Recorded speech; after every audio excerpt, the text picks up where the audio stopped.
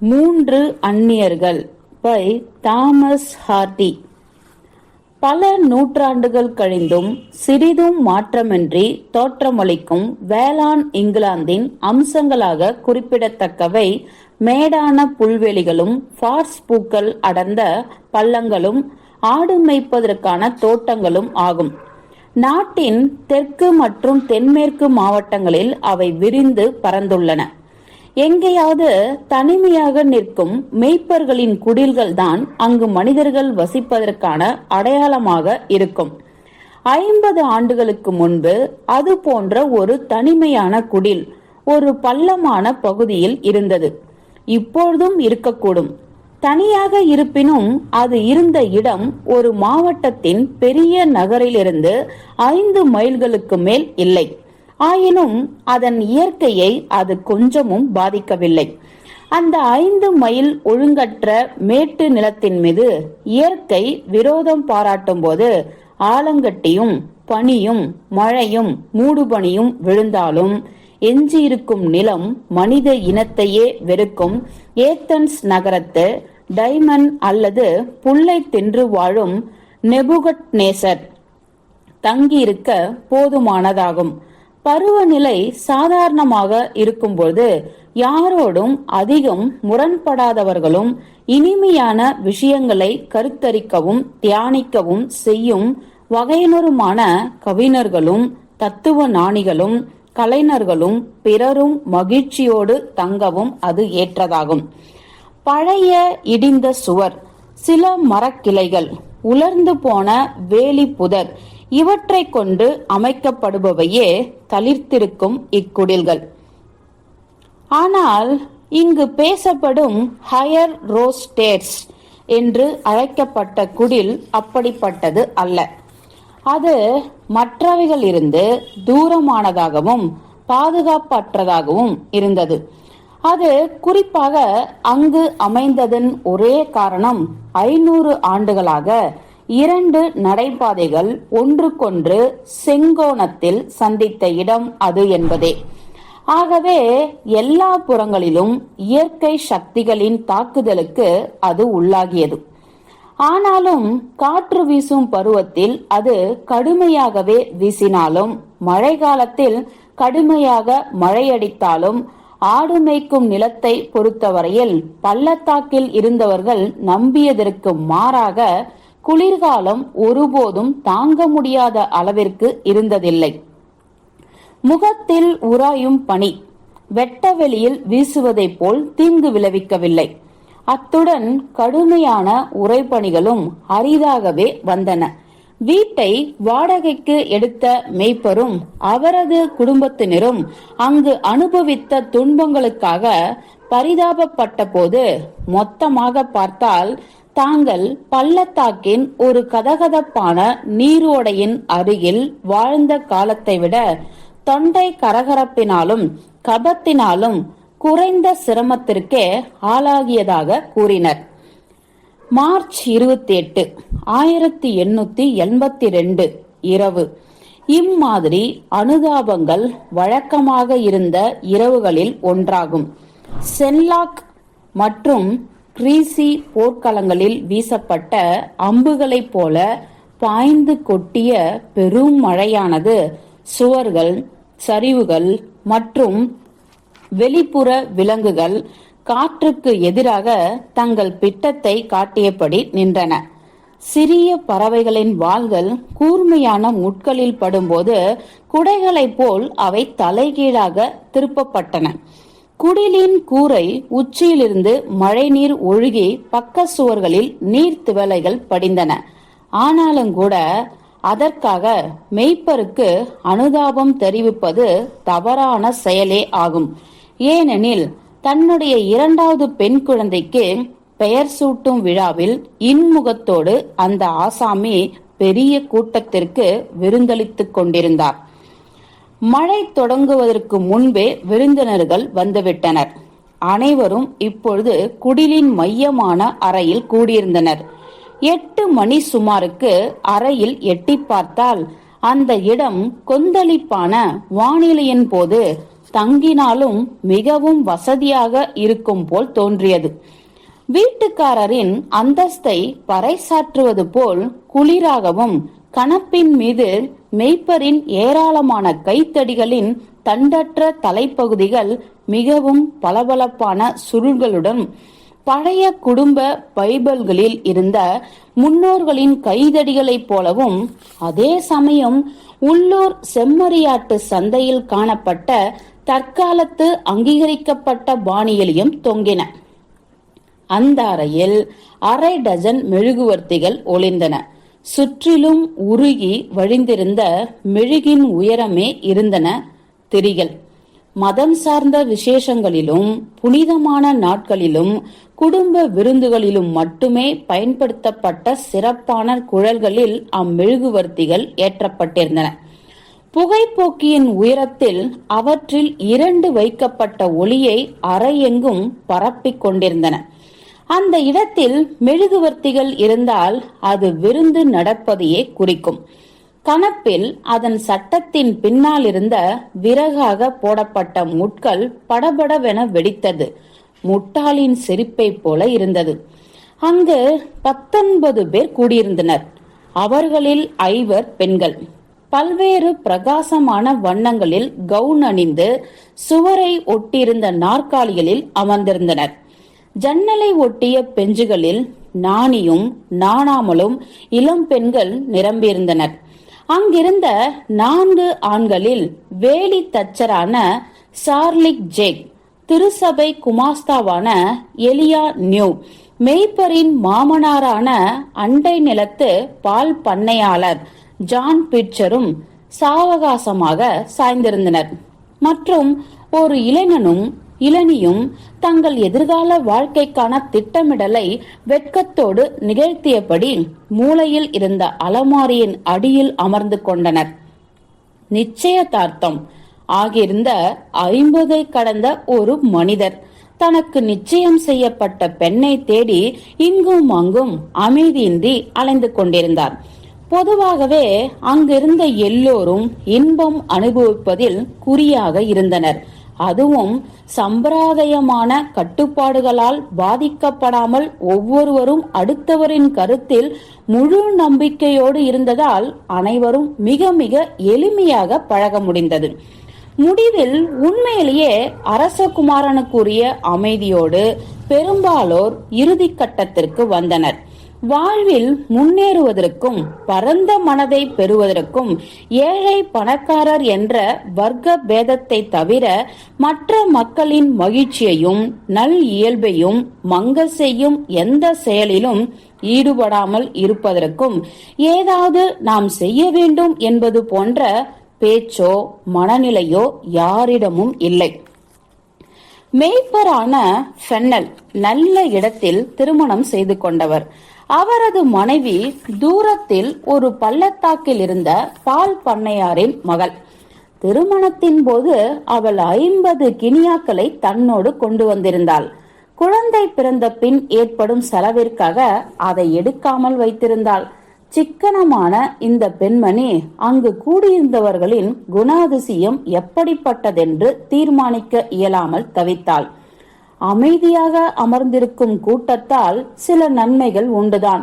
ஆனால் தொந்தரவு செய்யப்படாமல் இருக்கைகளில் வசதியாக சாய்ந்து கொண்டிருக்கும் ஆண்கள் மிச்சம் வைக்காமல் எல்லை மீறி குடிக்கும் நிலைக்கு தள்ளப்பட வாய்ப்பு உண்டு. அதற்கு மாற்றாக நடனமாடலாம். ஆனால் அதில் ஒரு விபரீதம் உண்டு. நடனமாடியதால் பெரும் பசி தூண்டப்பட்டு உணவுப் பொருட்களின் தேவை அதிகரித்து சரக்குகளின் கையிருப்பு திடீரென்று காலியாகிவிடக்கூடும். எனவே மெய்ப்பரின் மனைவி ஒரு குறுக்கு வழியை கையாள நினைத்தாள். அதாவது கொஞ்ச நேரம் சிறு நடனம், கொஞ்சம் உரையாடல், கொஞ்சம் பாடல் என்று எதுவும் அளவிற்கு மீறாமல் திட்டமிட நினைத்தாள். ஆனால் அத்திட்டம் முழுக்க முழுக்க அவளுடைய மனதில் மட்டுமே இருந்தது. அவள் கணவரோ கட்டுப்பாடற்ற விருந்தோம்பலை வெளிப்படுத்தும் பொறுப்பற்ற மனநிலையில் இருந்தார். வயலின் வாசித்த சிறுவன், உள்ளூர்காரன், வயது சுமார் 12, எப்படிப்பட்ட நடன அசைவிற்கும் ஏற்ப வாசிக்கும் கைத்திறன் அவனுக்கு இருந்தது. விரல்கள் மிக சிறியதாகவும் குறுகியதாகவும் இருந்ததால் உச்சஸ்தாய்களுக்காக அடிக்கடி அவற்றை இடமாற்ற வேண்டியதிருந்தது. மீண்டும் பழைய நிலைக்கு வந்தபோது அபஸ்வரம் இல்லாமல் இருந்ததாக சொல்ல முடியாது. 7 மணிக்கு அந்த இளைஞனின் வயலின் இசை திருச்சபை குமாஸ்தாவான எலியா நியூ முன் யோசனையோடு கொண்டு வந்திருந்த அவருக்கு பிடித்த மகுடியின் இசையோடு சேர்ந்து ஒலிக்க ஆரம்பித்தது. அடுத்த நொடி அனைவரும் ஆடத் தொடங்கிவிட்டனர். ஆனால் நடனம் 1/4 மணிக்கு மேல் நீளக்கூடாது என்று தனிப்பட்ட முறையில் அவர்களிடம் பேசி வேண்டுகோள் விடுத்தாள் திருமதி ஃபென்னல். ஆனால் எலியாவும் சிறுவனும் தங்கள் வாசிப்பின் உற்சாகத்தில் அத்தடை உத்தரவை மறந்துவிட்டார்கள். அது மட்டுமல்ல, ஆலிவர் கில்ஸ் என்ற 17 வயது ஆட்டக்காரர் தன் உள்ளம் கவர்ந்த 33 வயதுடைய சுறுசுறுப்பான அழகியோடு அதிக நேரம் ஆடுவதற்கு லஞ்சமாக நியாயமற்ற முறையில் ஒரு புதிய நாணய காசை இசை கலைஞர்களிடம் கொடுத்தார். எவ்வளவு முடியுமோ அவ்வளவு நேரம் அவர்கள் வாசிக்க வேண்டும். இதை விரும்பாதது போல் விருந்தினர்களின் முகங்களில் ஆத்திரம் உண்டாவதை கண்ட திருமதி ஃபென்னல் ஓடிச் சென்று வயலின் சிறுவனின் முழங்கையே தொட்டாள். மகுடியின் வாயில் கை வைத்து மூடவும் செய்தாள். ஆனால் அவர்கள் அதை பொருட்படுத்தினால்தானே. அதற்கு மேலும் தலையிட்டால் மிகவும் இனிமையான உபசரணியாளி என்ற தனது அந்தஸ்தை அவள் இழக்க நேரிடும் என்று அஞ்சி அவள் வேறு வழியில்லாமல் தன் இருக்கையில் வந்து அமர்ந்து கொண்டாள். ஆகவே நடனம் ஒட்டுமொத்த ஆவேசத்துடன் ஒலித்தது. கிரகங்கள் சுற்றுவதைப் போல் கலைஞர்கள் முன்னோக்கியும் பின்னோக்கியும் உச்சியிலிருந்தும் அடிவரையும் பாய்ந்தார்கள்.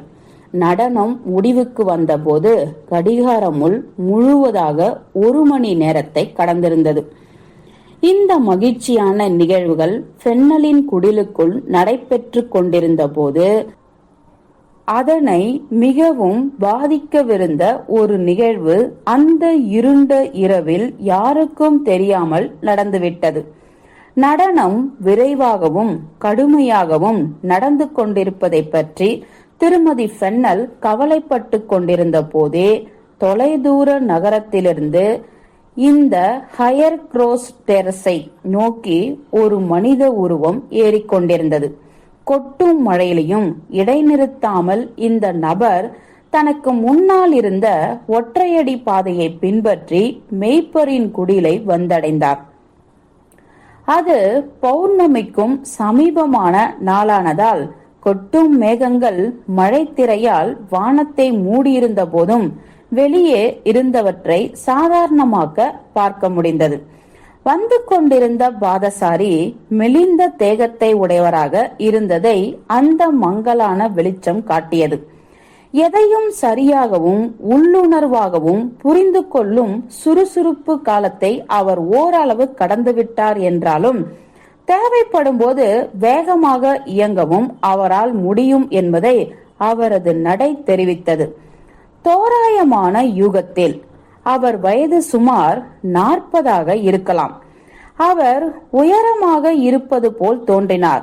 ஆனால் அதற்கு காரணம் அவர் ஒல்லியாக இருந்ததே என்று இராணுவத்திற்கு ஆளெடுக்கும் அதிகாரியோ அல்லது கண்ணால் பார்த்தே உயரங்களை அளவெடுக்கும் திறமை பெற்ற நபரோ கூறிவிடுவார். அவரது உயரம் 5 அடி 8 அல்லது 9 அங்குலத்திற்கு மேல் இல்லை என்பதையும் அவர் கூறுவார். சாதாரணமாகவே அவர் நடந்த போதிலும் கண்ணை விடவும் மனதாலேயே வழியை உணர்ந்து நடப்பவர் போல் ஜாக்கிரதையாக அவர் நடந்தார். அவர் அணிந்திருந்தது கருப்பு கோட்டோ அல்லது இருண்ட ஆடையோ அல்ல என்றாலும் அவரை பார்த்தால் இயற்கையாகவே உடலுக்கு கருப்பு வண்ணம் பூசிக்கொள்ளும் பழங்குடியினரை சேர்ந்தவர் என்று தோன்றியது. முரட்டு காடா துணியால் ஆனது அவர் உடை. பூட்ஸுகள் ஆணி அடிக்கப்பட்டவை. ஆனால் பூட்ஸில் சேறு படிந்த விவசாயி மாதிரி இல்லை அவரது நடை.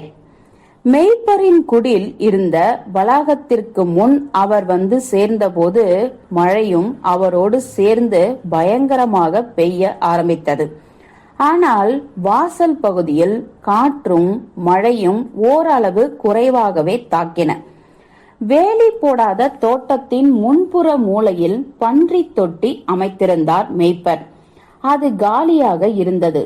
அவ்வளவு உயரமான இடங்களில் வேறு விதமான முன்புற வாசல் அமைப்பது வழக்கத்தில் இல்லை.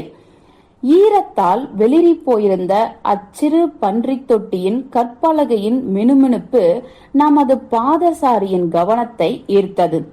அவர் சுற்றுமுற்றும் பார்த்துவிட்டு அது காலியாக இருந்ததால் அங்கு தஞ்சம் புகுந்தார். அவர் அங்கே நின்று கொண்டிருந்த போது அவ்வளாகத்தின் குடிலிலிருந்து மகுடியின் கீதம் உச்சமாகவும் வயலின் ஸ்வரங்கள் தாழ்மையாகவும் ஒலித்தன. பெருமழையோ உஸ் என்ற பேரொலியோடு புல்வெளி மீது பட்டு தெரித்தது. தோட்டத்தில் இருந்த இலை நிரம்பிய முட்டைக்கோசுகளின் மீதும் நடைபாதையிலிருந்தே பார்க்க முடிந்த தேன் கூடுகள் மீதும் அதிரடியாக பொழிந்தது. குடிலின் சுவர்களை ஒட்டி வரிசையாக வைக்கப்பட்டிருந்த வாளிகளிலும் பாத்திரங்களிலும் நனைந்த ஆடுகளின் மேலிருந்த தண்ணீர் வடிந்து கொண்டிருந்தது. ஏனென்றால் இதை போன்ற மலை உச்சி குடியிருப்புகளை பராமரிப்பதில் உள்ள முக்கியமான சிரமம் தண்ணீர் பற்றாக்குறையே என்பதால் வீட்டில் இருந்த பாத்திரங்கள் எல்லாம் திடீரென்று பெய்யும் மழை நீரை பிடித்து வைக்கும் சேமிப்பு கலங்களாக மாறின. கோடை வறட்சியின் போது பாத்திரம் கழுவிய நீரையும் துணி துவைத்த சோப்பு நீரையும் எப்படி அவர்கள் சிக்கனமாக பயன்படுத்தினார்கள் என்பதை பற்றி விசித்திரமான கதைகள் உண்டு. ஆனால் இந்த மழை பருவத்தில் அத்தகைய தேவைகள் இல்லை. வானம் வழங்கியதை ஏற்றுக்கொள்வதே தேவைக்கு மிஞ்சிய சேமிப்பாக இருந்தது. ஒரு வழியாக மகுடியின் வாசிப்பு நின்று குடில் அமைதியானது. இதுவரை தனித்து நின்று இசையில் லயித்திருந்த நம் பாதசாரி அதிலிருந்து விடுபட்டு ஒரு புதிய நோக்கத்துடன் வீட்டு வாசலை நோக்கி நடந்தார்.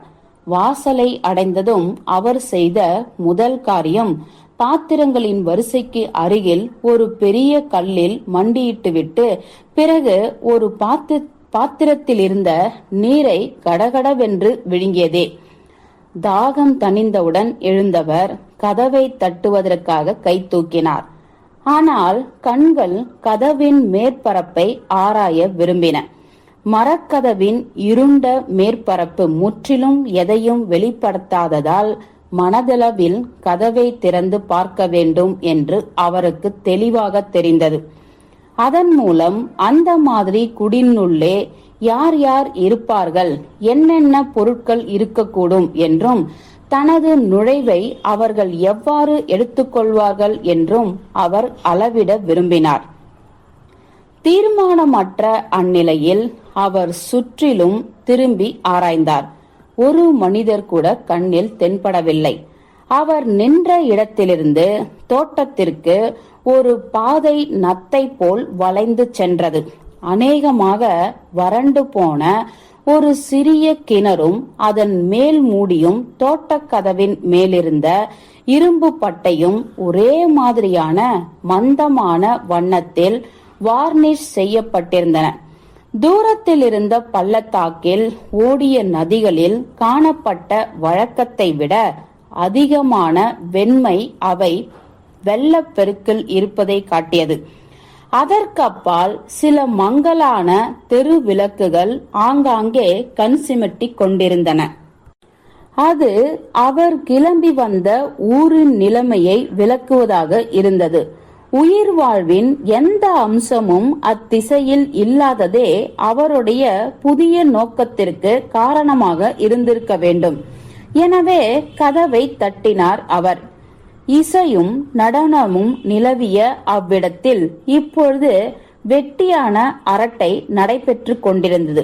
வேலித்தச்சர் ஒரு குறிப்பிட்ட பாடலை பாடலாம் என்று கூறியதை நண்பர்கள் யாரும் ஏற்கும் மனநிலையில் இல்லை. எனவே கதவு தட்டப்படும் ஓசை அனைவரையும் திசை திருப்பி கவனிக்க வைத்தது. உள்ளே வாருங்கள் என்று தாமதமின்றி கூறினார் மேய்ப்பர்.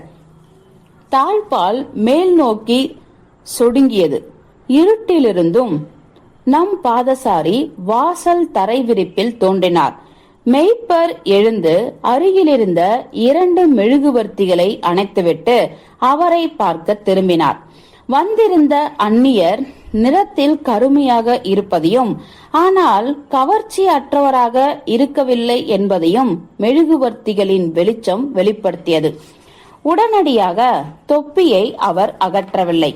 அது அவர் கண்களின் மீதும் தாழ்ந்து தொங்கினாலும் அக்கண்கள் பெரியவை, விரிந்தவை, தீர்மானம் உள்ளவை என்பதை மறைக்கவில்லை. கண்கள் மின்னல் போல் பளிச்சிட்டு அறையை கவனமாக பார்த்தன.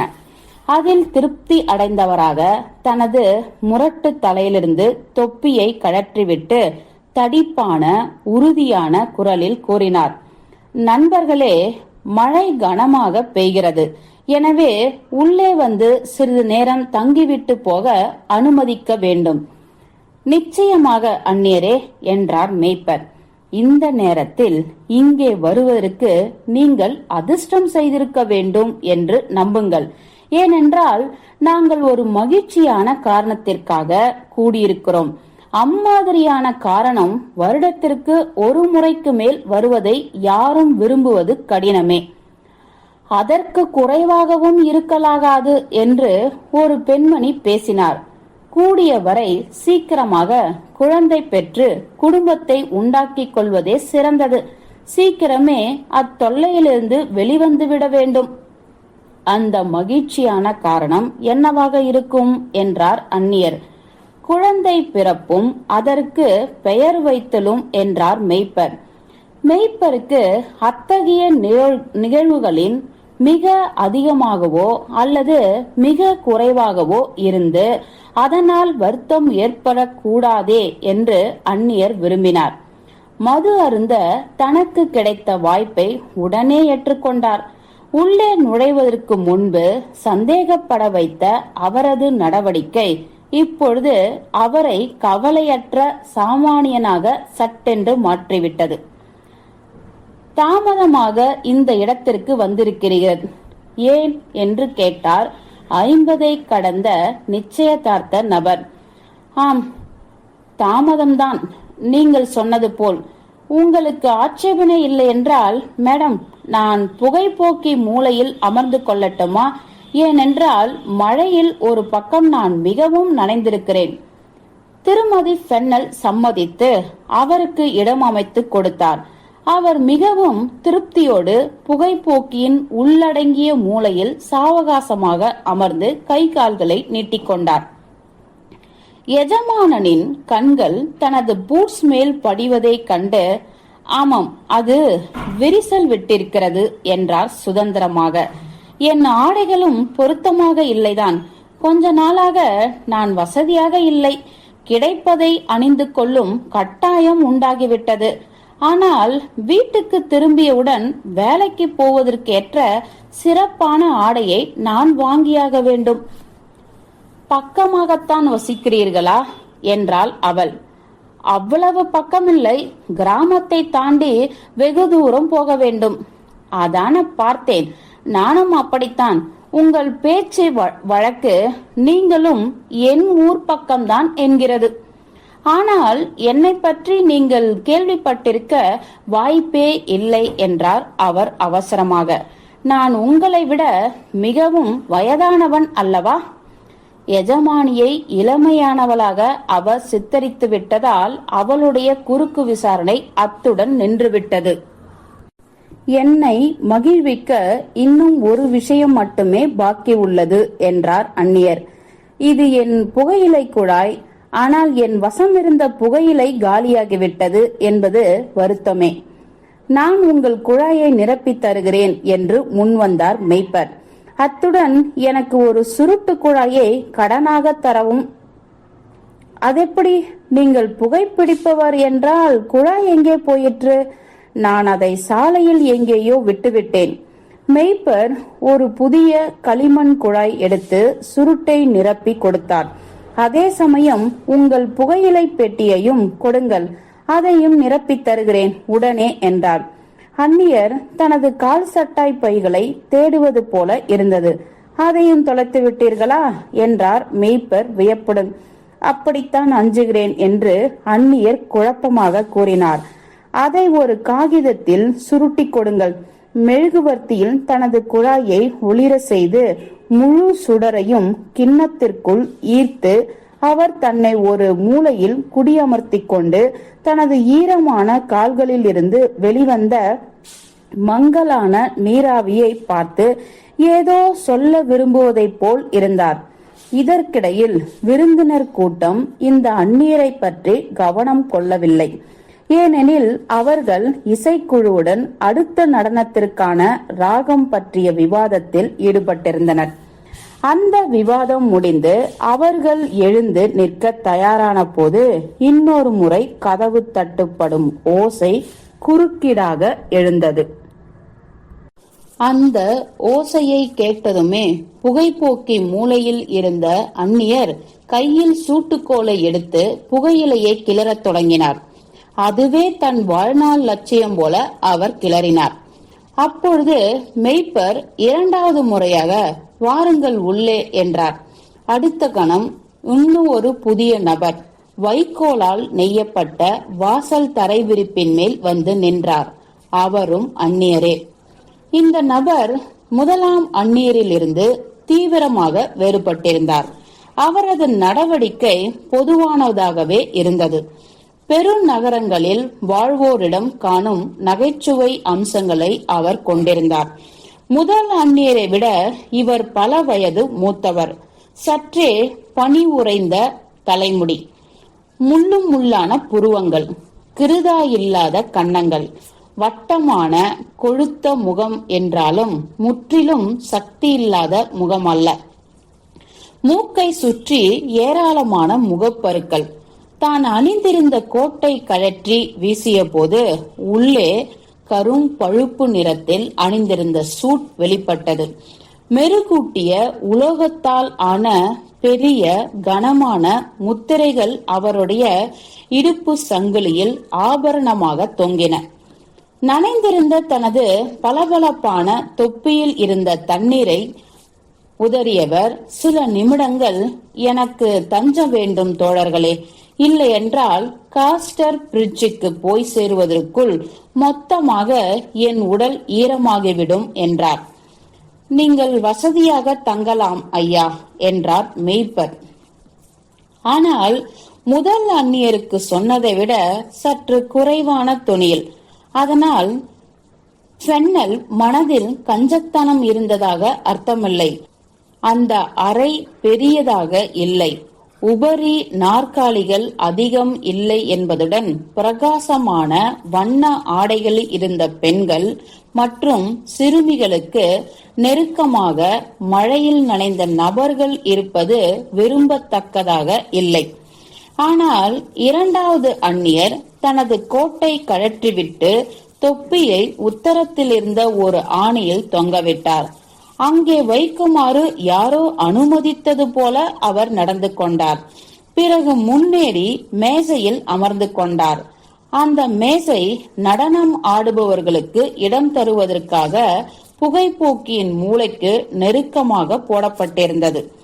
அதன் உள் விளிம்பு குளிர் காய்ந்து கொண்டிருந்தவரின் முழங்கையை உராய்ந்தது. இவ்வாறாக இரண்டு அந்நியர்களும் நெருக்கமாக ஆனார்கள். ஒருவரை ஒருவர் தெரிந்து கொள்ளும் விதமாக தலையாட்டி கொண்டார்கள். முதல் அந்நியர் தனது கோப்பையை இவருக்கு கொடுத்தார். அது பழுப்பு உலோகத்தால் ஆனதொரு பெரிய கோப்பை. பல தலைமுறைகளை சேர்ந்தவர்கள் தம் தாகமெடுத்த உதடுகளால் அருந்திய அதன் மேல் விளிம்பு வாசல் படி மாதிரி தேய்ந்து போயிருந்தது. அதன் மேல் கீழ்கண்ட வாசகம் பொறிக்கப்பட்டிருந்தது: நான் வந்தாலின்றி இன்பம் இல்லை. இரண்டாவது அந்நியர் சற்றும் மறுக்காமல் கோப்பையை தன் உதடுகளில் வைத்து மதுவை அருந்தினார். அறிந்து கொண்டே இருந்தார். தனக்கு சொந்தமில்லாத ஒன்றை முதலாம் அந்நியர் இரண்டாவது அந்நியருக்கு இனாமாக கொடுப்பதைக் கண்டு மேய்ப்பரின் மனைவியின் முகம் கோபத்தால் நீல நிறமானது. எனக்கு அது தெரியும் என்று அந்த குடிகாரர் மேய்ப்பரிடம் மிகுந்த திருப்தியுடன் கூறினார். உள்ளே வரும் முன் நான் உங்கள் தோட்டத்தை நோக்கி நடந்தபோது வரிசையாக தேன் கூடுகளை பார்த்தபோது, தேனீக்கள் இருந்தால் தேன் இருக்கும் இடத்தில் தேன் மது இருக்கும் என்று சொல்லிக் கொண்டேன். ஆனால் இது போன்ற சுவையான தேன் மதுவை என் வயதான காலத்தில் சந்திப்பேன் என்று உண்மையில் எதிர்பார்க்கவில்லை என்றார் அவர். மறுபடியும் கோப்பை நிறைய ஊற்றி குடித்தார். போதை உச்சத்தில் ஏறியது. நீங்கள் அனுபவித்து குடித்ததில் மகிழ்ச்சி என்றார் மேய்ப்பர் அன்புடன். இது நல்ல தேன்மது என்று திருமதி ஃபென்னல் ஆமோதித்தாள் உற்சாகமின்றி. மதுவுக்கு பாராட்டு வேண்டுமென்றால் மிக அதிக விலை கொடுத்தாதான் சாத்தியம் என்று கூற தோன்றியது. இதை தயாரிப்பதற்குள் போதும் போதும் என்று ஆகிவிடும். சொல்ல போனால் இனிமேல் தயாரிப்போம் என்று நான் நினைக்கவில்லை. ஏனெனில் தேனே நன்றாக விற்கிறது. மேலும் தேன் கூடுகளின் எச்சத்திலிருந்து பொதுவான பயன்பாட்டிற்காக ஓரளவு தேன் மதுவும் மேதக்ளின் என்னும் மசாலா மதுவும் நாமே தயாரிக்கலாம். ஓ, அப்படி செய்தால் நீங்கள் இதயமற்றவர் ஆவீர்கள் என்று மூன்றாவது முறையாக கோப்பையை எடுத்து காலியாக்கி இரண்டாவது அந்நியர் கத்தினார். நான் தேன் மதுவை நேசிக்கிறேன். இது இவ்வளவு பழையதாக இருப்பதால் ஞாயிற்றுக்கிழமைகளில் தேவாலயத்திற்கு செல்லும் போது அல்லது வாரத்தின் எந்த நாளிலும் மற்றவர்களுக்கு உதவுவதற்காக செல்லும் போதும் இதை அருந்த விரும்புகிறேன். அதை கேட்டு பலத்து சிரித்தார் புகைப்போக்கி மூலையில் இருந்த முதலாம் அந்நியர். புகையிலை குழாயை பயன்படுத்தியதால் ஏற்பட்ட நாக்குழறலையும் மீறி தனது தோழரின் இந்த நகைச்சுவையை தன்னால் ரசிக்காமல் இருக்க முடியாது என்று கூறினார். அக்காலத்தில் தேன் மதுவை எப்படி தயாரிப்பார்கள் என்றால், கன்னித்தேன், அதாவது முதல் வருட தேனை ஒரு கேலன் தண்ணீருக்கு 4 பவுண்ட் வீதம் எடுத்துக்கொண்டு அதற்கேற்ற அளவில் முட்டையின் வெள்ளைக்கரு, லவங்கப்பட்டை, இஞ்சி, கிராம்பு, ஜாதிப்பத்திரி, ரோஸ்மேரி, ஈஸ்ட் ஆகியவற்றை சேர்த்து உரிய முறையில் கலந்து பாட்டிலில் இட்டு பூமிக்கடியில் வைத்து நொதிக்க வைப்பார்கள். ஆனால் பார்ப்பதற்கு வலுவானதாக தோன்றினாலும் குடித்தால் இன்றையது மாதிரி வலுவாக இல்லையாம். எனவே தற்போது மேசையில் இருண்ட சாம்பல் நிற ஆடையில் இருந்த இரண்டாம் அந்நியர் மதுவின் பரபரவென்ற செல்வாக்கால் நகர்ந்து இடுப்பு கோட்டை தளர்த்தி கொண்டு நாற்காலியில் தாவி ஏறி கால்களை விரித்து தனது இருப்பை பல்வேறு வழிகளில் உணர வைத்தார். சரி சரி, நான் சொல்வது என்னவென்றால் என்று அவர் மீண்டும் தொடங்கினார். நான் காஸ்டர் பிரிட்ஜுக்கு போய்க் கொண்டிருக்கிறேன். போயே ஆக வேண்டும். இந்த நேரத்தில் நான் போய் சேர்ந்திருக்க வேண்டும். ஆனால் மழை என்னை உங்கள் குடியிருப்புக்குள் தள்ளிவிட்டது. அதற்காக நான் வருத்தப்படவில்லை. நீங்கள் காஸ்டர் பிரிட்ஜில் வசிக்கவில்லையா? மேய்ப்பர் கேட்டார். இன்னும் இல்லை. நான் விரைவில் அங்கு குடியேறப் போகிறேன். ஒருவேளை அங்கு வியாபாரத்தில் இறங்கப் போகிறீர்களா? இல்லை இல்லை என்று மேய்ப்பரின் மனைவி கூறினாள். பார்த்தாலே பண்புள்ள பணக்காரர் என்பதும் எந்த வேலை செய்யவும் விரும்பாதவர் என்பதும் தெரிகிறதே. தன்னை பற்றிய அந்த வரையறையை ஏற்றுக்கொள்வதா வேண்டாமா என்பது போல் இரண்டாவது அந்நியர் ஒரு கணம் யோசித்தார். பிறகு இவ்வாறு பதிலளிப்பதன் மூலம் அதை நிராகரித்தார். பணக்காரர் என்பது சரியில்லை அம்மணி. நான் வேலை செய்பவன், வேலை செய்தாக வேண்டியவன். நான் இன்று காஸ்டர் பிரிட்ஜை அடையும் போது நள்ளிரவாகிவிட்டாலும் நாளை காலை 8 மணிக்கு வேலையில் இருந்தாக வேண்டும். ஆமாம், வெயிலோ மழையோ புயலோ பனியோ போரோ பஞ்சமோ எதுவானாலும் எனது நாளை வேலை செய்யப்பட்டே தீர வேண்டும். பாவம், ஆனால் பார்ப்பதற்கு இப்படி தோன்றினாலும் எங்களை விட நீங்கள் வசதியானவராகத்தான் இருக்கிறீர்கள் என்று மேய்ப்பரின் மனைவி கூறினார். என் தொழில் அப்படிப்பட்டது நண்பர்களே. எனக்கு பணத்தை விட தொழில்தான் முக்கியம். ஆனால் நான் இப்போதே கிளம்பியாக வேண்டும். இல்லையேல் அங்கே தங்கும் இடம் கிடைக்காது என்று அவர் சொன்னாலும் இடத்தை விட்டு நகரவில்லை. நட்பை முன்னிட்டு இன்னும் ஒரே ஒரு முறை நான் குடிக்க விரும்புகிறேன். கோப்பையின் ஈரம் காய்ந்திராவிட்டால் இப்போதே நான் தயார் என்று நேரடியாகவே கூறினார். இதோ ஒரு சிறிய கோப்பை என்றார் திருமதி ஃபென்னல். சிறியது என்றாலும் தேன்கூட்டை கழுவி வடித்த முதல் திரவம் இது. பரவாயில்லை என்று அந்நியர் முகம் சுளித்தார். இந்த முதல் கோப்பையே போதும். 2வது முறை கேட்டு உங்களை வருத்தப்படுத்த மாட்டேன். அப்படியில்லை என்றார் ஃபென்னல். தினந்தோறும் நாங்கள் தயாரிப்பதில்லை.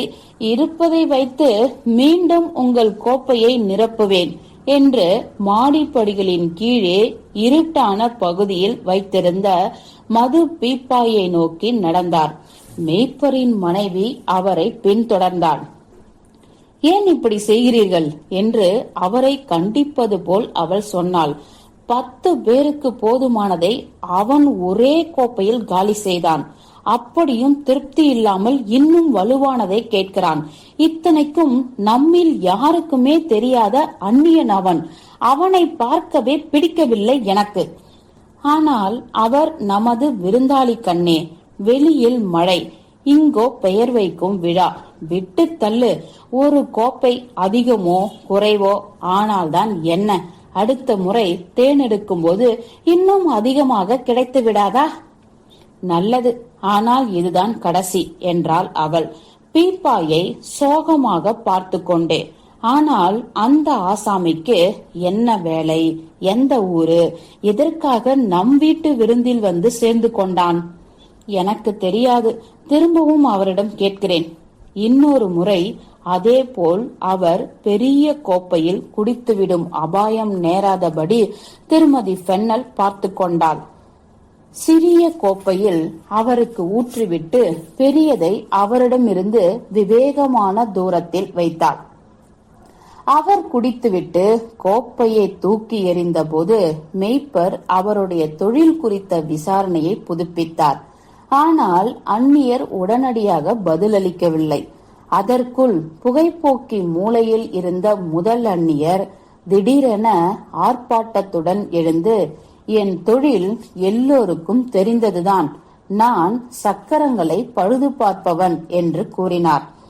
இந்த பகுதிகளுக்கு ஏற்ற தொழில்தான் என்று மேய்ப்பர் கூறினார்.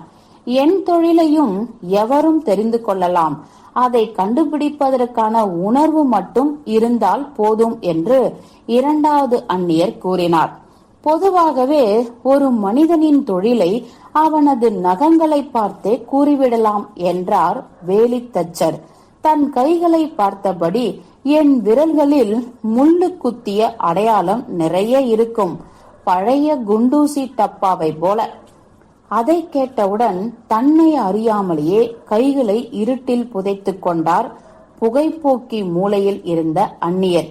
நெருப்பை பார்த்தபடியே புகையிலை குழாயை இழுக்க ஆரம்பித்தார். மேசையில் இருந்த அந்நியரோ வேலித்தச்சரின் கருத்தை எடுத்துக்கொண்டு மேலும் புத்திசாலித்தனமாக, உண்மைதான், ஆனால் என் தொழிலின் விந்தை என்னவென்றால், என்னிடம் அடையாளத்தை ஏற்படுத்தாமல் எனது வாடிக்கையாளர்களுக்கு மட்டும் அடையாளத்தை ஏற்படுத்தி விடுகிறது என்றார். இந்த புதிரை விடுவிக்க வேண்டும் என்று யாரும் கவலைப்படவில்லை. மேய்ப்பரின் மனைவி மீண்டும் ஒரு பாடலுக்கு அழைப்பு விடுத்தார். பழையபடியே தடைகள் தொடர்ந்தன. அதாவது, ஒருவருக்கு பாட வரவில்லை, மற்றொருக்கு பல்லவி மறந்துவிட்டார். மேசையில் இருந்த இரண்டாவது அந்நியர் இப்போது போதை தணிந்து முழு சுறுசுறுப்பு நிலையை அடைந்து விட்டதால் அவர்களுக்கு துணையாக தானும் ஒரு பாடலை பாடப்போவதாக கத்தினார். தன் இடுப்பு கோட்டில் ஒரு கையை விட்டு மறு கையை காற்றில் அசைத்தார். மேலும் கணப்பின் மேல் வரம்பில் பலபலத்த மெய்ப்பரின் தண்டற்ற கோள்களின் தலைப்பகுதிகளை நோக்கி ஒரு உற்சாகமான பார்வையுடன் தொடங்கினார். அரிதினும் அரிதானது என் தொழில். ஓ, எளிமையான மெய்ப்பர்களே, அதை நீங்கள் பார்க்க வேண்டியதே. ஏனெனில் என் வாடிக்கையாளர்களை நான் கட்டி போடுவேன், உயரத்தில் கொண்டு போவேன், பின்னர் தூரத்து நாட்டிற்கு பறக்க விடுவேன். அவர் பாடி முடித்தபோது அறை அமைதியாக இருந்தது. ஒரே விதிவிலக்காக புகைப்போக்கி மூலையில் இருந்த முதல் அந்நியர் கோரஸ் என்றபடி அடிக்குரலில் பாடத் தொடங்கினார். தூரத்து நாட்டிற்கு பறக்க விடுவேன். ஆலிவர் கில்ஸ், பால் பண்ணையரான ஜான் பிட்சர், திருசபை குமாஸ்தா, 50 கடந்த நிச்சயதார்த்த மனிதர் மற்றும் வரிசையாக சுவரில் சாய்ந்திருந்த இளம்பெண்கள் என்று யாருமே இதனால் மகிழ்ச்சி அடைந்ததாக தெரியவில்லை. சிந்தனையில் ஆழ்ந்தார்கள். மெய்ப்பரும் மௌனமாக தரையை பார்த்தார். அவர் மனைவியோ பாடகரை ஆர்வமாக பார்த்தாள். அவளுக்கு ஒரு சந்தேகம். இவன் தன் ஞாபகத்தில் இருந்து ஒரு பழைய பாடலை பாடுகிறானா அல்லது அங்கேயே இட்டுக்கட்டி பாடுகிறானா என்ற சந்தேகம். பெல்ஷாசரின் விருந்தில் கலந்து கொண்ட விருந்தினர்களைப் போல் ஒரு தெளிவற்ற குழப்பத்தில் அனைவரும் இருந்தனர். புகைப்போக்கி மூலையில் இருந்த முதல் அந்நியர் மட்டும், இரண்டாவது சரணத்தை பாடுங்கள் அந்நியரே என்று அமைதியாக கூறிவிட்டு புகைப்பிடிக்க தொடங்கினார். பாடகர் தனது உதடுகளை ஈரமாக்கிக் கொண்டு அடுத்த சரணத்திற்கு சென்றார். எனது கருவிகள் சாதாரணமானவைதான் எளிய மெய்ப்பர்களே, அவை பார்க்க அழகானவை அல்ல. ஒரு சிறிய சணல் கயிறு, ஊசலாடுவதற்கு ஒரு கொம்பு, இவையே எனக்கு போதுமான கருவிகள். மெய்ப்பர் சுற்றுமுற்றும் பார்த்தார். அந்நியர் தனது கேள்விக்குத்தான் இசையோடு பதிலளிக்கிறார் என்பதில் அவருக்கு சந்தேகமில்லை. விருந்தினர்கள் அனைவரும் ஏதோ புரிந்த மாதிரி ஆச்சரியத்துடன் இருந்தனர். 50 கடந்தவருக்கு நிச்சயிக்கப்பட்டிருந்த இளம் பெண்ணும் பயத்தால் மயங்கிவிட்டதால் கிளம்ப முயன்றாள். ஆனால் அவளுடைய ஆசாமிக்கு சுறுசுறுப்பு போதாமையால் தரையில் விழுந்து நடுங்கலானாள். அப்படியானால் இவன், ஓ அவன்தான் என்று திகுலூட்டும் ஓர் அரசாங்க அதிகாரியின் பெயரை குறிப்பிட்டு மக்கள் தங்களுக்குள்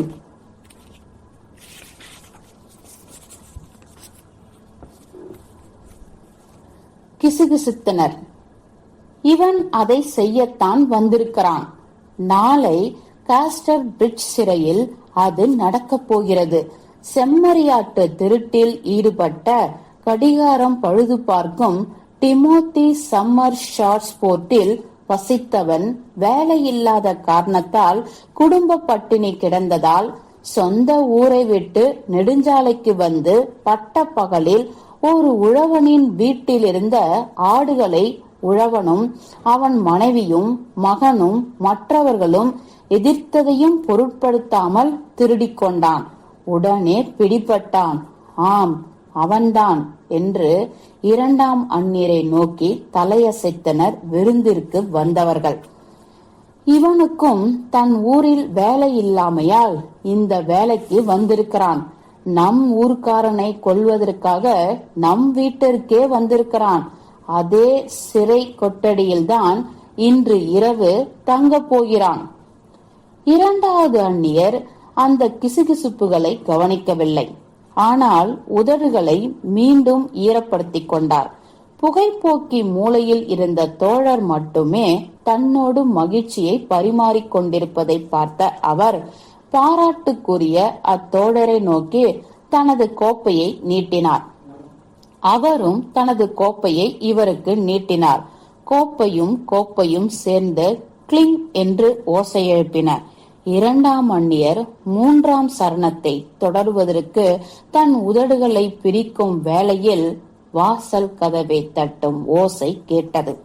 இம்முறை தயக்கத்துடனும் லேசாகவும் தட்டப்பட்டது. கூட்டம் திகிலடைந்ததாக தோன்றியது. மேய்ப்பர் வாசலை நோக்கி கலக்கத்துடன் பார்த்தார்.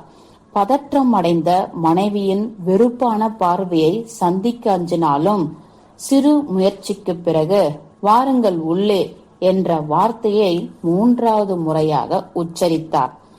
கதவு மெதுவாக திறக்கப்பட்டது. மற்றொரு மனிதர் தரைவிரிப்பின் மேல் நின்றார். முன்பு வந்த இருவரை போலவே இவரும் அந்நியரே. ஆனால் இவர் குள்ளமானவர். சிறிய உருவமும் அழகான மேனியும் கொண்டவர். கண்ணியமான கருப்பு நிற ஷூட் அணிந்திருந்தார். நீங்கள் வழி சொல்வீர்களா என்று அவர் தொடங்கினார். அதே சமயம் அங்கிருந்த கூட்டத்தின் தன்மையை கவனிக்க அறையை சுற்றி பார்த்தபோது அவரது கண்கள் கரும் பழுப்பு ஆடையில் இருந்த இரண்டாவது அந்நியர் மீது விழுந்ததும் பிரகாசமாயின. ஆனால் அவரோ இந்த குறுக்கீட்டை கவனிக்காதவராக, முழு மனதையும் பாடுவதிலேயே செலுத்தியவராக, கிசுகிசுப்புகளை எல்லாம் அமைதிப்படுத்துவது போல் பெருத்த குரலில் தன் மூன்றாவது சரணத்தை பாடத் தொடங்கினார். நாளை எனக்கு வேலை, எளிய மேய்ப்பர்களே, நாளை எனக்கு வேலை. ஏனெனில் உழவனின் ஆடுகள் கொல்லப்பட்டன. அதை செய்த இளைஞன் கைதாகிவிட்டான். அவனுடைய ஆத்மாவுக்கு கடவுள் இரக்கம் காட்டட்டும். புகைப்போக்கி மூலையில் இருந்த முதலாம் அந்நியர் பாடகருடன் மனம் ஒன்றி கோப்பைகளை அசைத்த போது அவரது தேன்மது கணப்பின் மீது தெரித்தது. முன்போலவே தன் அடிக்குரலில் மீண்டும் மீண்டும் பாடினார். அவனுடைய ஆத்மாவிற்கு கடவுள் இரக்கம் காட்டட்டும். இந்த நேரத்தில் மூன்றாவது அந்நியர் வாசல் கதவருகில் நின்று கொண்டிருந்தார். அவர் உள்ளே வரவும் இல்லை, ஏதும் பேசவும் இல்லை என்பதைக் கண்டு விருந்தினர்கள் அவரை உற்று நோக்கினர். அவர் திகிலூட்டும் முறையில் நின்றிருந்ததை அவர்கள் வியப்புடன் பார்த்தனர். முழங்கால்கள் உதறல் எடுத்தன. கைகள் மிகவும் நடுக்கம் எடுத்ததால் அவர் சாய்ந்து கொண்டிருந்த கதவின் தாழ்பால் லொடலொடல் என்றது. பேச முயல்வது போல் பிரிந்தன உதடுகள். கண்கள் அறையின் நடுவில் நின்ற நீதித்துறை அதிகாரியின் மீது பதிந்தது. எல்லாம் ஒரே ஒரு கணம்தான். அடுத்த கணம் அவர் திரும்பினார். வாசல் கதவை மூடிவிட்டு தப்பி ஓடிவிட்டார். அவன் யாராக இருக்க முடியும் என்றார் மேய்ப்பர். மற்றவர்களோ நடந்ததை தாமதமாக புரிந்து கொண்டவர்களாக மூன்றாவது அந்நியனின் விசித்திர நடத்தையை பற்றி என்ன நினைப்பதென்று தெரியாமல் இருந்தார்கள். அதனால் மௌனமாக இருந்தார்கள். உள்ளுணர்வாக அவர்கள் தங்கள் நடுவில் இருந்த கடுமையான இரண்டாவது அந்நியரிடமிருந்து மேலும் மேலும் விலகிக் கொண்டனர். தூக்கில் போடும் அதிகாரியான அவரை மரண தேவனாகவே சிலர் கருதியதாக தோன்றியது. அவருக்கும் தங்களுக்கும் இடையே ஒரு வெற்று வட்டத்தை உருவாக்கி கொண்டனர். சாத்தானை மையமாக கொண்ட வட்டம். அங்கு 20க்கும் மேற்பட்டவர்கள் இருந்த போதிலும் அறை மிகவும் அமைதியாக இருந்தது. ஜன்னல் கதவுகள் மீது மழையடிக்கும் ஓசையும் அவ்வப்பொழுது புகைப்போக்கியின் மேலிருந்த நெருப்புக்குள் விழும் மழை துளியின் ஓசையும், மூலையில் அமர்ந்திருந்த முதல் அந்நியர் தன் நீண்ட களிமண் குழாயில் இருந்து புகையிலையை இழுத்த போது உண்டான ஓசையும் தவிர வேறு சத்தம் கேட்கவில்லை. அந்த அமைதி எதிர்பாரா விதமாக உடைந்தது. தூரத்தில் ஒரு துப்பாக்கியின் வெடி சத்தம் காற்றில் பரவியது. அது தொலைவில் இருந்த மாவட்ட நகரின் திசையிலிருந்து வந்தது. அதுவரை பாடிக்கொண்டிருந்த அந்நியர் துள்ளி குதித்து ஓடிவிட்டான் என்று கத்தினார். அதற்கு என்ன பொருள் என்றார்கள் பலர். சிறைச்சாலையிலிருந்து ஒரு கைதி தப்பிவிட்டான் என்று பொருள். அனைவரும் கவனமாக கேட்டார்கள். மீண்டும் துப்பாக்கி வெடிக்கும் ஓசை கேட்டது. யாரும் பேசவில்லை. ஆனால் புகைப்போக்கி மூலையிலிருந்த முதல் அந்நியர் அமைதியாக கூறினார், கைதி தப்பிவிட்டதை அறிவிக்க இந்த மாவட்டத்தில் துப்பாக்கியால் சுடுவதாக சொல்வார்கள். ஆனால் இப்போது வரை நான் அதை கேட்டதில்லை.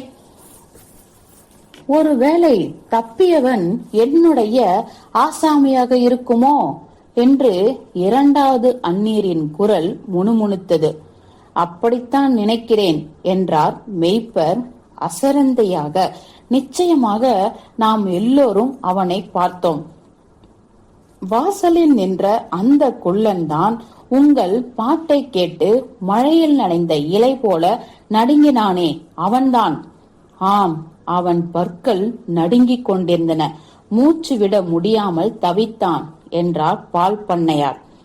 அவன் இதயம் கல்லை போல் உறைந்து விட்டது என்றார் ஆலிவர் கெல்ஸ்.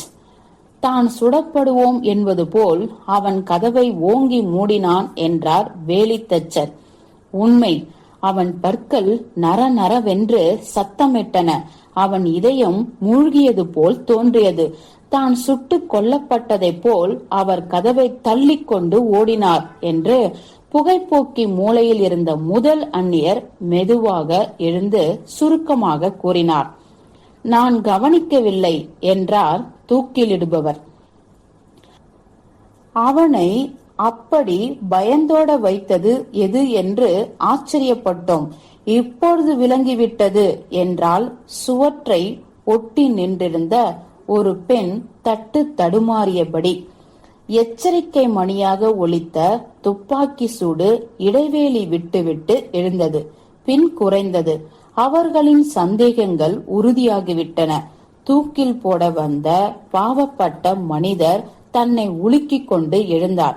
இங்கே யாராவது கான்ஸ்டபிள் இருக்கிறாரா என்று கனமான துணியில் கேட்டார். அப்படியானால் அவர் இப்பொழுது முன்னால் வரட்டும். 50 கடந்த நிச்சயதார்த்த மனிதர் சுவரின் மறைவிலிருந்து வெளிவந்தார். அவருக்கு நிச்சயமான பெண்ணோ நாற்காலியின் பின்புறத்தில் விசும்பத் தொடங்கினாள். நீங்கள் முறைப்படி பதவியேற்ற கான்ஸ்டபிளா? ஆம் ஐயா. அப்படியானால் ஓடுங்கள், உதவிக்கு ஆட்களை அழைத்துக் கொள்ளுங்கள், குற்றவாளியை உடனே பிடித்துக் கொண்டு இங்கு வாருங்கள். அவன் இதற்குள் வெகு தூரம் போயிருக்க முடியாது. அப்படியே ஆகட்டும் ஐயா. இப்பொழுதே போய் என் ஊழியர்களை அழைத்து வருகிறேன். கூட்டமாக நாங்கள் சென்று அவனை தேடுவோம். ஊழியர்களா? அதற்குள் அவன் எட்டாத தூரம் போய்விடுவான். ஆனால் எனது ஊழியர்கள் இல்லாமல் என்னால் எதுவும் செய்ய முடியாது இல்லையா? வில்லியம், ஜான், சார்லஸ் சேக், ஏனென்றால் என் சீருடையில் அரச முத்திரை பொதிக்கப்பட்டுள்ளது. கையை உயர்த்தி ஒரு கைதியை நான் அடிக்கும் போது அது சட்டபூர்வமான அடியாக இருக்கும். அதனை என் ஊழியர்கள் முன்னிலையில் அல்லாமல் நான் செய்ய விரும்ப மாட்டேன். எனக்கு சட்டபூர்வமான பாதுகாப்பு இல்லை என்றால் நான் அவனை அடிப்பதற்குள் அவன் என்னை அடித்துவிடக் கூடுமே. ஆனால் அவர் விட்டுவிடாமல் தொடர்ந்தார். இதோ பாருங்கள், நானும் அரசாங்க அதிகாரிதான். அவனை அடிப்பதற்கான அதிகாரத்தை நான் வழங்குகிறேன். ஆகவே சீக்கிரம் கிளம்புங்கள். சரி, உங்களிடம் லாந்தர் விளக்குகள் இருக்கிறதா?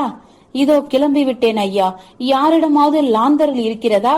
கொண்டு வரும்படி கட்டளையிடுகிறேன் என்றார் கான்ஸ்டபிள். உங்களில் யார் யார் ஆரோக்கியமானவர்களோ, ஆம், ஆரோக்கியமானவர்கள் என்னுடன் வாருங்கள். உங்களிடம் தடிமனான கம்புகளும் வைக்கோல் திரட்டும் இரும்பு கருவிகளும் இருக்கிறதா? சட்டத்தின் பேரால் கேட்கிறேன். கம்புகளையும் கருவிகளையும் எடுத்துக்கொண்டு அவனை தேட கிளம்புங்கள். அதிகாரியாகிய நாங்கள் சொல்வது போல் செய்யுங்கள். இவ்வாறு தூண்டப்பட்டதும் அவர்கள் துரத்த தயாரானார்கள். அவன் மீதான சாட்சியங்கள் சூழ்நிலை சார்ந்தவையாக இருப்பினும் நம்ப தகுந்தவையாக இருந்தன. மேய்ப்பரின் விருந்தினர்களுக்கு தாங்கள் நேரில் பார்த்த விஷயங்களை கருதும் பொழுது அவனை துரத்தாமல் இருந்தால் தாங்களும் குற்ற செயலுக்கு உடந்தை என்று ஆகிவிடும் என்பது தெளிவாக தெரிந்தது. வருத்தத்துக்குரிய அம்மூன்றாவது அந்நியன் சீரற்ற கிராமத்து சாலையில் இதற்குள் சில 100 கஜ தூரத்திற்கு மேல் கடந்திருக்க மாட்டான். மெய்ப்பவர்களும் எப்பொழுதும் லாந்தர் விளக்குகள் இருக்கும்.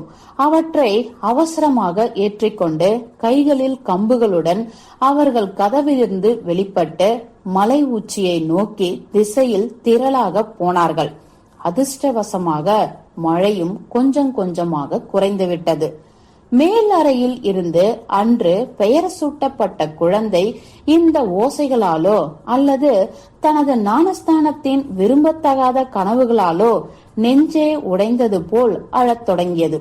துக்கமான அக்கூக்குரல் மேல்தளத்தின் விரிசல்கள் வழியே கீழிருந்த பெண்களின் காதுகளை எட்டியது. ஒவ்வொருவராக அவர்கள் மேல் நோக்கி ஓடினார்கள். கடந்த அரை மணி நேர சம்பவங்கள் அவர்களை பெரிதும் அலைக்கழித்ததால் குழந்தையை ஆறுதல் படுத்தும் சாக்கில் அதிலிருந்து தப்ப முயன்றனர். இவ்வாறு 2 அல்லது 3 நிமிட இடைவெளியில் தரைத்தளத்தில் இருந்த அறை வெறிச்சோடியது.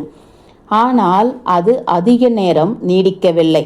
காலடி சத்தம் குறைந்தவுடன் கைதியை தேடி போனவர்கள் சென்ற திசையிலிருந்து ஒரு நபர் வீட்டின் மூலையை சுற்றி திரும்பி வந்தார்.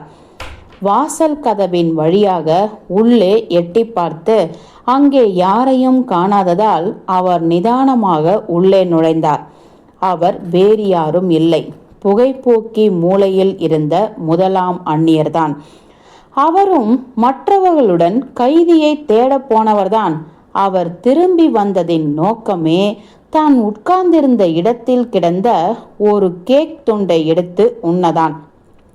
வெளியே போனபோது அதை எடுத்து செல்ல மறந்துவிட்டார். பின்னர் பீப்பாயில் மீதமிருந்த தேன் மதுவிலிருந்து அரை கோப்பை கப் அதிகமாகவே எடுத்து ஊற்றினார். நின்றபடியே இவற்றை சாப்பிட்டும் குடித்தும் முடித்தார். அப்பொழுது மற்றொரு உருவம் அமைதியாக வந்து நின்றது. அவர்தான் 2ஆம் அந்நியர். ஓ, நீங்கள் இங்கே இருக்கிறீர்களா என்றார் 2ஆம் அந்நியர் புன்சிரிப்புடன். அவனை பிடிக்க நீங்களும் போயிருப்பீர்கள் என்று நினைத்தேன். இவரும் சுற்றுமுற்றும் பார்த்து சுவையான ஒரு கோப்பை தேன் மதுவிற்காக திரும்பி வந்ததாக வெளிப்படுத்தினார். நீங்கள் போய்விட்டீர்கள் என்று நினைத்தேன் என்று மற்றவர் கூறினார், தனது கேக்கை தின்றபடி. ஆனால் கொஞ்சம் யோசித்த போது நான் இல்லாமலே அங்கு போதுமானவர்கள் இருப்பதாக உணர்ந்தேன் என்று ரகசியம் போல் கூறினார். இரவும் கொஞ்சம் மோசமானதாகவே இருந்தது. தவிர குற்றவாளிகளை கவனித்துக் கொள்ள வேண்டியது அரசாங்கத்தின் கடமை அன்று என்னுடையது அல்ல. உண்மை உண்மை, அதுதான் சரி. உங்களைப் போலவேதான் நானும் உணர்ந்தேன். இந்த கரடு முரடான கிராமத்தின் மேடு பள்ளங்களில் ஓடி சென்று என் கை கால்களை உடைத்து கொள்ள நான் விரும்பவில்லை. நானும் அப்படித்தான். ஆனால் யாருக்கும் சொல்லிவிடாதீர்கள். இந்த மெய்ப்பர்கள் அதற்கு பழக்கப்பட்டவர்கள், எளிமையான ஆத்மாக்கள், ஒரே கணத்தில் உணர்ச்சி வசப்பட்டு விடுவார்கள் என்று உங்களுக்கு தெரியுமே. அவனை எப்படியும் பிடித்து கொண்டு வந்து என்னிடம் ஒப்படைத்து விடுவார்கள். அதனால் எனக்கு எந்த கவலையும் இல்லை. அவர்கள் இந்நேரம் அவனை பிடித்திருப்பார்கள். நமக்கு வேலை மிச்சம். உண்மை உண்மை. சரி, நான் காஸ்டர் பிரிட்ஜ் போக வேண்டும். என் கால்களும் என்னை அவ்வளவு தூரம்தான் அழைத்து செல்லும் என்று எண்ணுகிறேன். நீங்களும் அதே வழியில் செல்கிறீர்களா? இல்லை, மன்னிக்க வேண்டும். நான் அதோ எனது வீட்டிற்கு சென்றாக வேண்டும். அவர் தலையை வெகு தூரத்தை நோக்கி அசைத்தார். நானும் உங்களைப் போலவே உணர்கிறேன். கால்கள் களைத்துவிட்டன. போய் படுத்துவிட வேண்டியதுதான். மற்றவர் இதற்குள் பீப்பாயில் மிச்சமிருந்த தேன் மதுவை காலி செய்துவிட்டார். பின் திருப்தியுடன் வாசலில் நின்று இருவரும் கை குலுக்கி வாழ்த்துக்களை தெரிவித்துவிட்டு அவரவர் வழியே கிளம்பினர். இதற்கிடையில் கைதியை துரத்தி கொண்டு போனவர்கள் அந்த பகுதியிலிருந்த குன்றின் சிகரத்தை எட்டினர். குறிப்பாக எந்த ஒரு திட்டமும் இன்றி அவர்கள் இயங்கினர். துரத்தி வரப்பட்டவன் தங்கள் கூட்டத்தில் காணப்படாததால் இனி எந்த வழியை கையாள்வதென்று அவர்களுக்கு புலப்படவில்லை. ஆகவே ஆளுக்கு ஒரு வழியில் குன்றிலிருந்து இறங்கினர். நள்ளிரவில் இம்மாதிரி திசை தெரியாமல் ஆட்டம் போடுபவர்களுக்காகவே இயற்கை விரித்திருந்த வலையில், அதாவது சுண்ணாம்பினால் ஆன பள்ளங்களில் விழுந்தனர். சிக்கிமுக்கி கற்கள் நிறைந்த சாய்வுகள் 10 அடிக்கு ஒரு முறை கிடந்ததால் அதன் மேல் கால் வைத்தவர்கள் வழுக்கி கொண்டே ஆழத்தில் போய் விழுந்தார்கள். கைகளில் இருந்த லாந்தர் விளக்குகள் உருண்டு போய் பக்கவாட்டில் விழுந்து அவற்றின் உலோகப் பகுதி உருகி போயிற்று. ஒரு வழியாக அவர்கள் மீண்டும் ஒன்று கூடிய போது அந்த நிலப்பகுதியை நன்கு அறிந்த மனிதரான மேய்ப்பர் முன்னிலை வகித்து ஆபத்தான சாய்வுகளில் அவர்களை வழிநடத்தினார். இதுவரை அவர்களிடமிருந்து லாந்தர் விளக்குகள் அவர்களுக்கு உதவியதை விட தப்பி ஓடியவர்களுக்கு எச்சரிக்கை செய்வதற்கே பயன்பட்டன. அவை இப்பொழுது அணைந்து விட்டதால் அமைதி நிலவியது.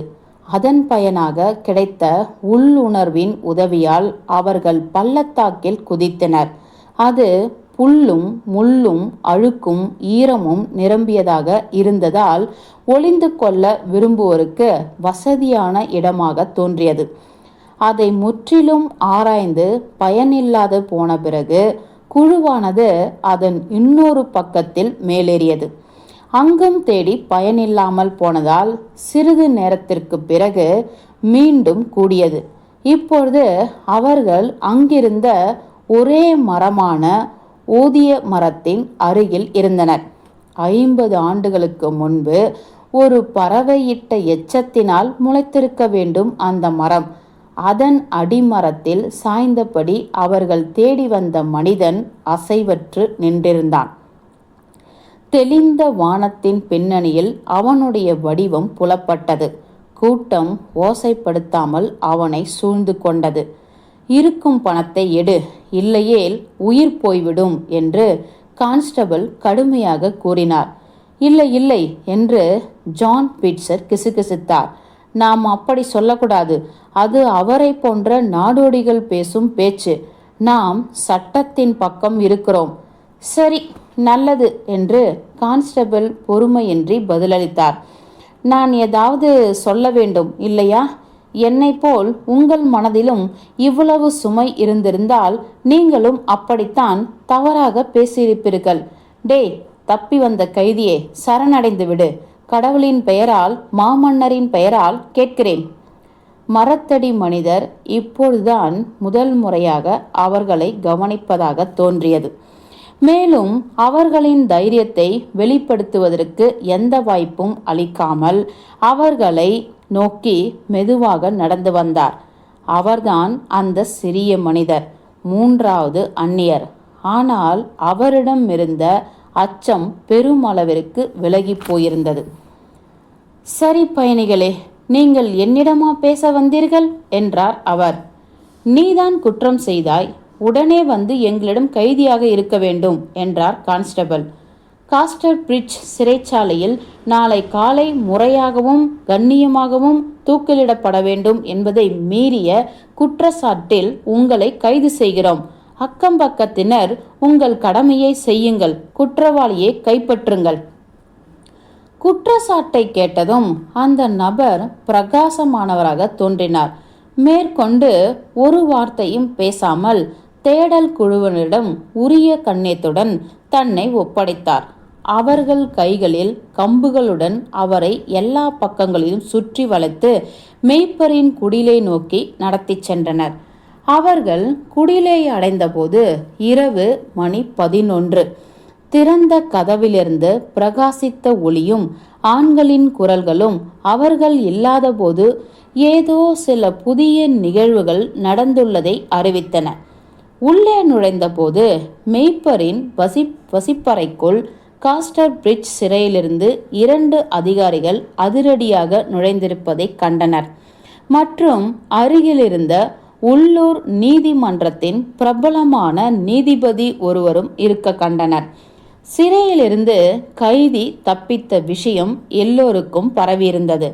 கான்ஸ்டபிள் கூறினார், அதிகாரிகளே, உங்கள் ஆசாமியை நான் திரும்ப அழைத்து வந்துள்ளேன். அபாயமும் ஆபத்தும் நிறைந்த விஷயம்தான். ஆனால் ஒவ்வொருவரும் தத்தம் கடமையை செய்ய வேண்டும் அல்லவா? அரசாங்க விஷயங்கள் எதுவுமே தெரியாமல் இருந்தும் எனக்கு ஒத்துழைப்பளித்த இந்த பலவான்களின் நடுவே அவர் இருக்கிறார். மக்களே, உங்கள் கைதியை இவர்கள் முன் கொண்டு வாருங்கள். உடனே மூன்றாவது அந்நியர் வெளிச்சத்திற்கு கொண்டு வரப்பட்டார். யார் இவன்? அதிகாரிகளில் ஒருவர் கேட்டார். இவன்தான் அவன், கான்ஸ்டபிள் கூறினார். நிச்சயமாக இல்லை, அடுத்த அதிகாரி சொன்னார். முதலாமவர் மீண்டும் அதை உறுதிப்படுத்தினார். அப்படியானால் இவன் வேறு யாராக இருக்க முடியும் என்று கான்ஸ்டபிள் கேட்டார். அப்படி இல்லையெனில் இங்கே பாடிக்கொண்டிருந்த அதிகாரியை கண்டு அவர் ஏன் மிகவும் பயந்தார்? தூக்குலிடும் அதிகாரி பாடிக்கொண்டிருந்த போது இந்த மூன்றாவது அந்நியர் வினோதமாக நடந்து கொண்டதை அவர் இப்படி குறிப்பிட்டார். அதை புரிந்து கொள்ள முடியவில்லை என்று அதிகாரி சொன்னார் விரைப்பாக. எனக்கு தெரிந்ததெல்லாம் இவர் தண்டிக்கப்பட்ட மனிதர் அல்ல. அவர் இவற்றிலிருந்து முற்றிலும் மாறுபட்ட குணாதிசயம் கொண்டவர். கருத்த தலைமுடி, கருத்த கண்களுடன் அழகாகவும் இருப்பார். இசை போல ஒலிக்கும் அவரது அடிக்குரலை நீங்கள் ஒரு முறை கேட்டால் வாழ்நாள் முழுவதும் மறக்கவே மாட்டீர்கள். ஏய் மனிதர்களே, அவன்தான் புகைப்போக்கி மூலையில் இருந்த மனிதன். என்ன சொன்னீர்கள் என்ற நீதிபதி மெய்ப்பரிடமிருந்து மேற்கொண்டு விவரங்களை தெரிந்து கொண்டு முன்னால் வந்தார். அப்படியானால் அந்த நபரை நீங்கள் பிடிக்கவே இல்லையா? ஐயா, கான்ஸ்டபிள் கூறினார். அவரைதான் நாங்கள் தேடிக்கொண்டு போனோம். ஆனால் அவரல்ல நாங்கள் தேட விரும்பிய மனிதர். அதாவது நாங்கள் தேடிப்போன மனிதர் எங்களுக்கு தேவைப்பட்ட மனிதர் அல்லர். ஐயா, என் வார்த்தைகளை நீங்கள் புரிந்து கொள்வீர்கள் தானே? நமக்கு தேவைப்பட்டவர் அந்த புகைப்போக்கி மூலையில் இருந்த மனிதர்தான். விஷயம் இப்படி மோசமாகிவிட்டதே என்றார் நீதிபதி. உடனே நீங்கள் சரியான ஆசாமியை பிடிக்க புறப்படுங்கள். கைதியாக இருந்தவர் இப்பொழுது முதல் முறையாக பேசலானார். வேறெதையும் விட புகைப்போக்கி மூலையில் இருந்த மனிதரை பற்றிய குறிப்பு அவரை எழுப்பிவிட்டதாக தோன்றியது. அவர் நீதிபதியை நோக்கி முன்னேறி, ஐயா, என்னை பற்றி மேலும் கவலைப்பட வேண்டாம். நான் பேசியாக வேண்டிய நேரம் வந்துவிட்டது. நான் குற்றம் எதுவும் செய்யவில்லை. என் ஒரே குற்றம் என்னவென்றால், தண்டிக்கப்பட்டவர் என் சகோதரர். இன்று பிற்பகலில் நான் ஷார்ட்ஸ்போர்ட்டில் இருந்த என் வீட்டிலிருந்து கிளம்பி அவருக்கு பிரியாவிடை சொல்ல காஸ்டர் பிரிட்ஜ் சிறைக்கு செல்ல விரும்பினேன். வழியில் இரவு வந்துவிடவே இங்கே ஓய்வெடுக்கவும் வழியை கேட்கவும் வந்தேன். நான் கதவை திறந்தபோது காஸ்டர் பிரிட்ஜ் சிறைச்சாலையில் பார்க்க நினைத்த என் சகோதரனை இங்கே பார்த்தேன். அவர் இந்த புகைப்போக்கி மூலையில் இருந்தார். அவர் முயற்சித்திருந்தாலும் தப்பி வெளியே வர முடியாது. காரணம், அவருக்கு மரண தண்டனை நிறைவேற்ற வந்தவர் அவருக்கு நெருக்கமாக இருந்து அவர்தான் தன்னால் பாதிக்கப்பட்டவர் என்பதை அறியாமல் அதை பற்றி ஒரு பாடலை பாடினார். தான் போடும் வேஷம் தெரிந்துவிடாமல் இருக்க என் சகோதரரும் அவரோடு பாடலில் இணைந்தார். என் சகோதரர் என்னை வேதனையுடன் பார்த்தார். அவர் சொன்னது எனக்கும் தெரியும். நீ பார்ப்பதை வெளிப்படுத்த வேண்டாம், என் உயிர் போய்விடும் என்றார். நான் நடுநடுங்கிவிட்டேன். என்னால் நிற்கவும் முடியவில்லை. என்ன செய்தேன் என்று தெரியாமலே நான் திரும்பி ஓடிவிட்டேன்.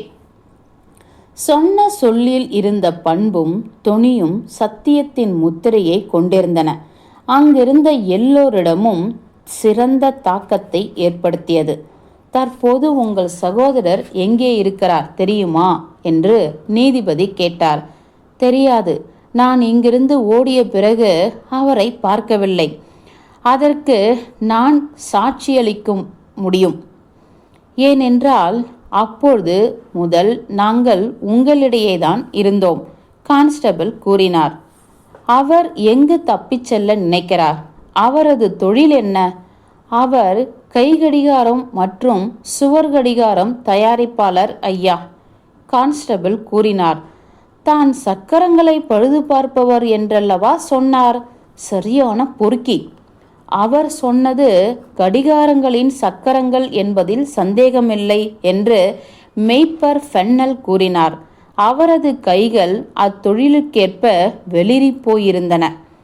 சரி, இந்த ஏழையை காவலில் வைத்திருப்பதன் மூலம் எதையும் பெற முடியாது என்று தோன்றுகிறது என்று நீதிபதி கூறினார்.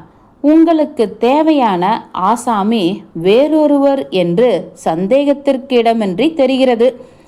அதனால் அந்த குள்ள மனிதர் அக்கணமே விடுவிக்கப்பட்டார்.